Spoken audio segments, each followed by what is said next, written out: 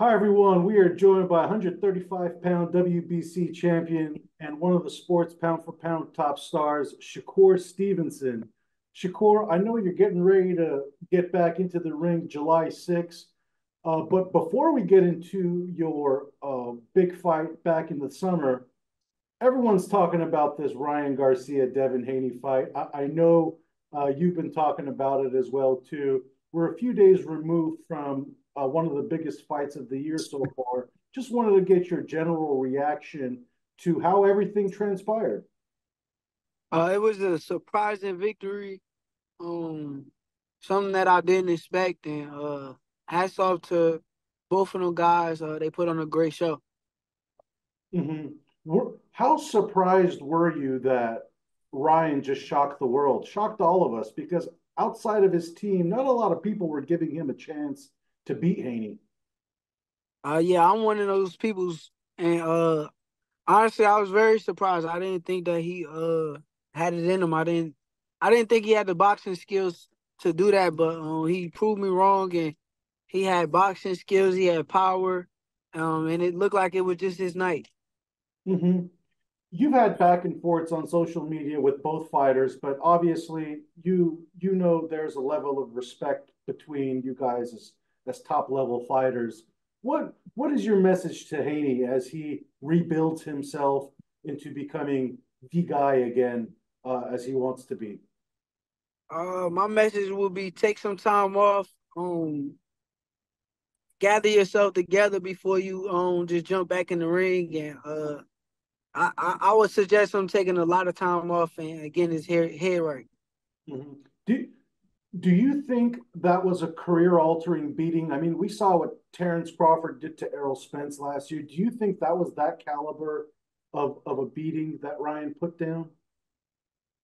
Yeah, it definitely could be, but it's still question marks on both of them on Haney and question marks on Errol Spence.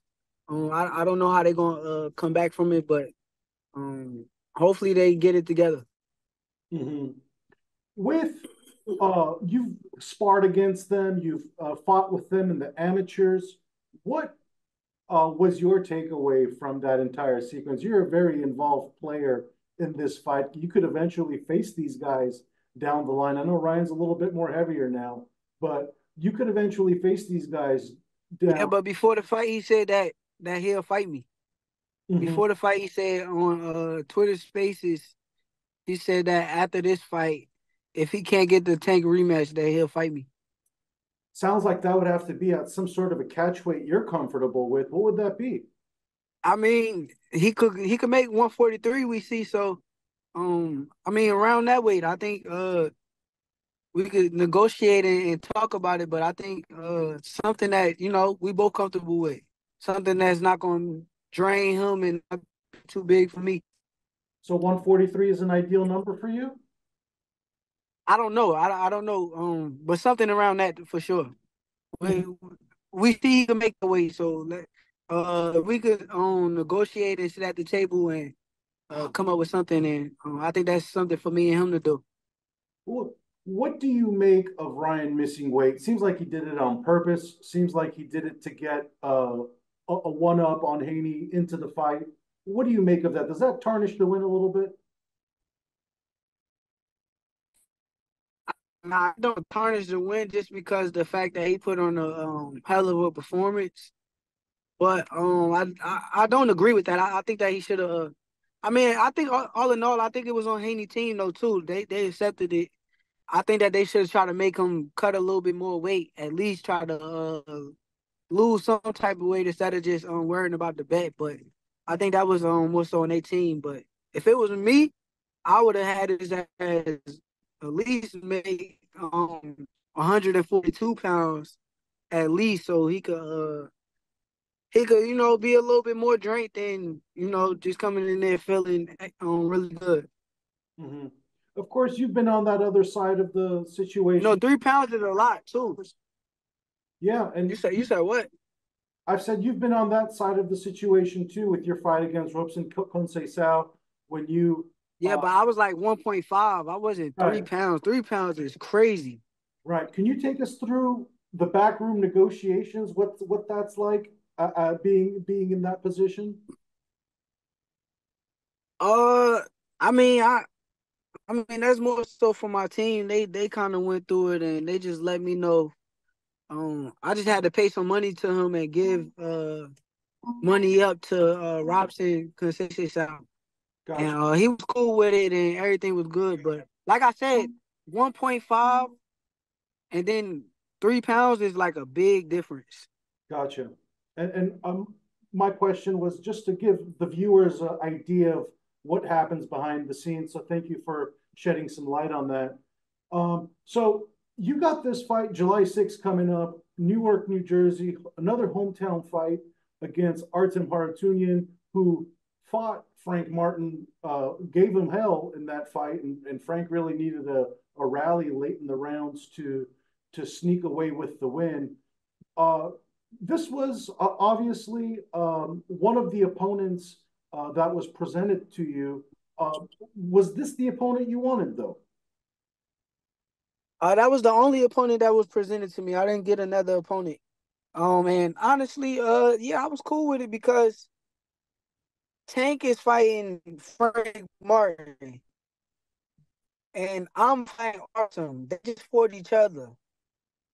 It's a way we can gauge off of these performances and see like, okay, with Tank fighting Frank Martin, if Frank Martin do good with Tank, and then I beat up Artem, like people could gauge and see like, the difference and that kind of stuff because two top guys at 135 pounds is me and Tank. So honestly, I feel like I guess with this fight and with him fighting Frank Martin, we could gauge a lot more off of and see um the differences.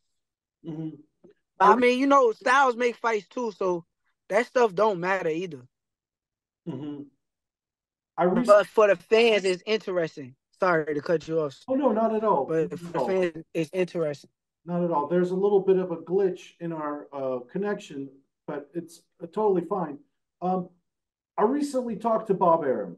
He told me that this is your last fight under contract with Top Rank and that he's looking forward to re-sign you.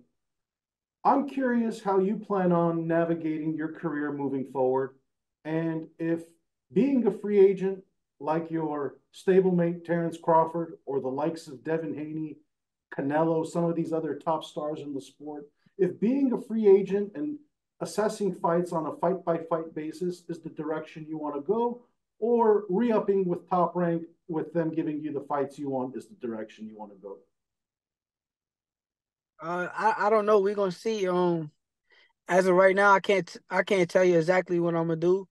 But like I said, I'm just watching and paying attention and taking my notes. And after my fight July 6th, I'm gonna have a decision to be made. And but I do like the free agent thing where you could go and fight one fight deals and two fight deals. I think that is a good situation to be in. Gotcha. I mean, we've been seeing how Canelo and Devin Haney have been making it work for themselves. Terrence Crawford as well too. I mean, one fight they're on Matchroom, one fight on PBC, one fight on Top Rank, and they're essentially spinning the circle, getting the fights they want, and at the right time they want. I feel something like that is the perfect way for you to get the Tank fight after this one with Harutyunyan. If you're a free agent, you do everything in your powers to make the Tank fight. Is that the kind of the direction you're also looking into?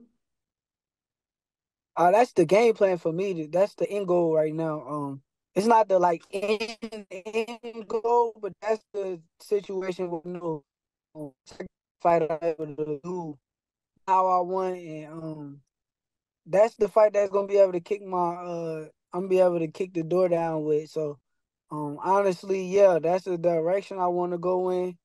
Um, but like I said, after July, we got Artem in front of me. July 6th, we got to put on the show and we got to stay focused on what's in front of me because this is boxing at the end of the day and things changes quickly and anything can happen at any given time. So um I gotta stay focused. I gotta just focus on Artem, and I know that guy is coming to win the fight. So I just gotta make sure I'm locked in and handle business on July 6th. Absolutely. I mean, we almost saw him shock Frank Martin. Like I said, if it wasn't for the late round knockdown, he ran out of gas, ran out of wind to finish the fight in a way that would have gotten him the decision. Seeing that fight and scouting him the way you have, do you think Frank Martin beats Javante Davis in June? Honestly, with or without that fight, I didn't think that could beat Javante Davis. I think that the skill level is just too high for him, and I think that Tank could beat him. Mm-hmm. There's another mouth-watering fight for you, and that is something Top Rank can present. It's a title unification fight against the winner of George Kambosos and Vasily Lomachenko. That is something that, that Lomachenko fight has been kind of dangled in front of you for a while. And it feels like, if not now, when? We kind of saw it with Terrence Crawford and Manny Pacquiao. That fight never happened under the Top Rank banner. And Pacquiao's star wasn't used in a way to boost up Terrence. You're perhaps in a similar situation where if the Lomachenko fight is not presented to you, then where does Lomachenko go after this? Because all the guys at 135 are going to eventually move up. Is that the fight you would take with Top Rank after Haratunian? Yes, for sure. I think that's the fight right there. I think that, like I said, with boxing, we don't know what's gonna happen, so we got to sit back and we got to watch. And if he looks real good with Kambosos and going there and do what I think he's gonna do, I think that me and Lomachenko should be next. I think that that's the next fight to make, unify the division, and I think that's gonna be like passing the torch. A lot of people don't really know that. Honestly, this is like me being honest. Lomachenko is like one of my favorite fighters. Like that's one of the fighters that I kind of watched a lot coming up, and um, it'll be very lovely to share the ring with him. But as of right now, it's my time. So you put him in front of me, I'm gonna have to handle business. So um, but I think that he's a hell of a fighter.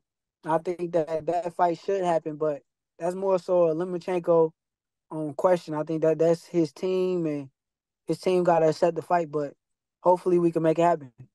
And I'm sure you want him to look good too, because no one wants to say Shakur beat a faded, old, beat down version of Lomachenko too. So I'm sure you're looking for Loma to look strong, look like the pound for pound great that he was back, and to have a turn back the clock performance.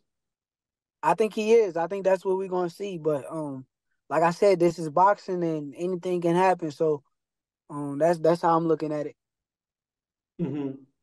There's with your last fight, obviously a lot was said. It wasn't the most pleasing fight, as you went on and admitted.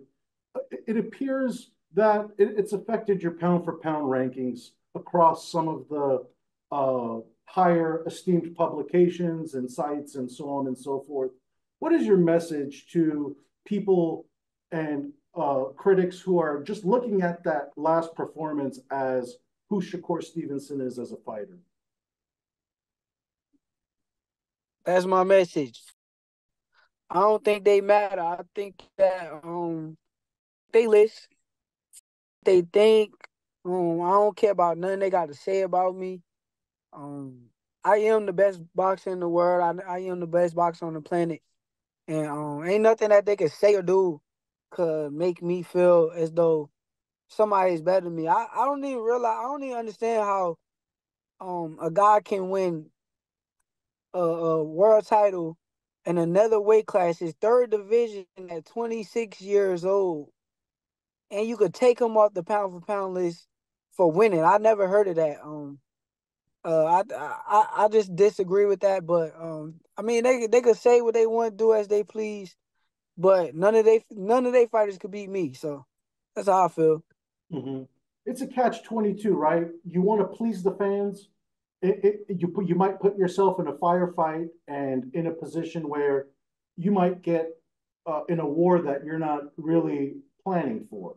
And then you look good the way you do, where you're boxing, putting on a performance like we've seen with Sweet Pea, Pernell Whitaker, Floyd Mayweather, and the likes, and really a master, a sweet science performance.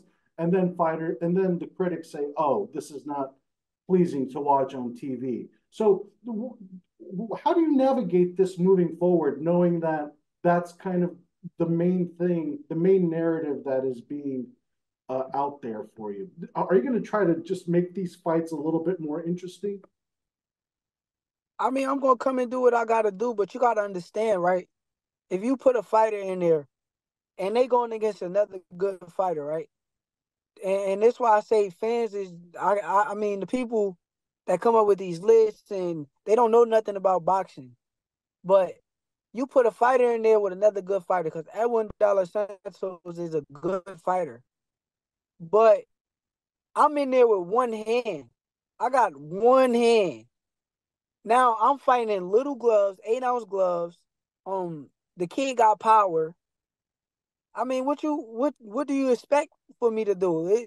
You expect me to come in there and win. I can't stand there and trade and fight against a fighter when you only got one hand. You can't do that. There's no way possible you're going to be able to win that fight. So I just disagree with the logic of, okay, somebody had one off night, but he gave you 5 straight great performances. How can we take him off the pound list? How can we say that this guy is not that good? How can we call him boring, but he was entertaining 4 fights in a row? I don't. Now I can see, no disrespect to like a guy like Rick, a beautiful boxer, but he done had like consecutive performances where it wasn't a lot of action and it was more so just moving around and outboxing people. That's like, that will make sense to me. Like, okay, okay, y'all call him boring, I get it, but nobody could beat him. That's how I would feel about it. But with me, it's like I give y'all 4 performances in a row, and I please the fans. I stand in the pocket. I didn't have to stand in the pocket with Valdez. I could have moved all around the ring and made it the easiest fight. But no, I chose to make it an entertaining fight for the fans. Jamel Henry. The list goes on. So how can we go take me off pound for pound list and label me as boring from one night after 4 or 5 fights in a row? I disagree with that, and I think in my brain, I think everybody who feel that I'm a boring fighter, that I'm not who I say I am, I don't agree with them. Absolutely. I mean, you've proven that the styles make fights. I mean, when that Mexican style fighter comes at you, Oscar Valdez is a perfect example. We saw you put on that one-sided beating that ended up being the case. I feel like an Emmanuel Navarrete would be another great stylistically pleasing fight for you, because when the fighters come to you, it ends up being a little bit more different. Which is why I think That's not true either though, because I don't feel like Jamel came to me. I feel like he came out boxing, and I had to go get him. So I don't even agree with that logic. I think that that's a logic for y'all to go with. But like I said, if I have one night and my hand is fucked up going into the fight, and I'm fighting against a stylistically a boxer that's gonna sit back and box. I mean, come on now. There's nothing else that I could do in that situation. I think in that situation is win the fight and go home, and now we live to fight another day, and then we come put on a great performance July 6th.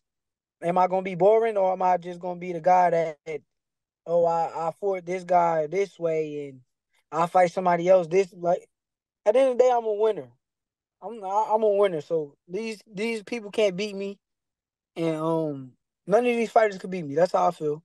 absolutely. I mean, to all credit to you, I mean, every Hall of Fame fighter has an off night throughout the course of their illustrious careers. And I feel like, right now, the 135-pound division, it's right there for the taking as far as who is going to be the top dog. It seems like you're going to be there for a while, right? So making sure all the fights possible that could be made will be made?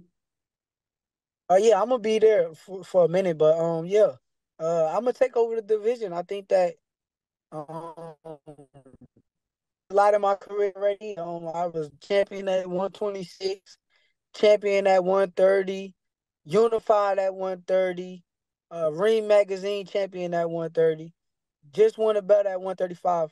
The only thing that I feel like I didn't do is undisputed. So that's what I'm chasing at 135 pounds. I want to be undisputed, and I want to go get them belts one by one.